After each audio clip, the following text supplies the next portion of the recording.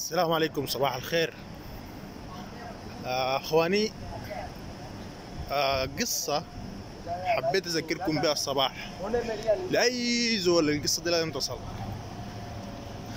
الانسان ضعيف، والله يا جماعة الانسان ضعيف جدا.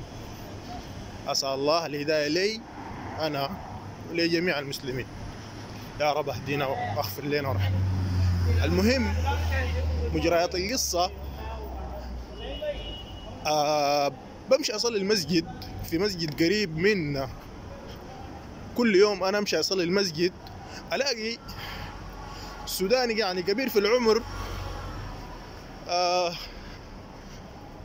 أصحاب الهمم. الله يا ربي اشفيه، يا ربي اشفيه. السوداني هذا كل يوم نحن ندخل المسجد، كلنا ندخل المسجد ونصلي، وهو موجود برا والحزن على وجهه انه ما قادر يدخل المسجد. الشاهد يا جماعة، قلت انا اليوم لازم اروح اسأل صاحبنا السوداني شو المشكلة اللي عنده، ليش ما يدخل المسجد حتى لو هو اصحاب الهمم. والله يا جماعة الرجل ما ينطق إلا كلمة آمين، يعني سبحان الله، ما ينطق من الكلام إلا آمين آمين. فحكيت معاه شو اللي صاير معاك وشو، ما يحكي إلا آمين آمين آمين. الشاهد يا جماعة، الموقف كان جدا بالنسبة لي حزين، فكنت بتكلم معاه يعني شو المشكلة اللي عندك، كيف احنا نقدر نساعدك. فمن خلال الشرح بتاعه انه ما في ممر في المسجد لاصحاب الهمم،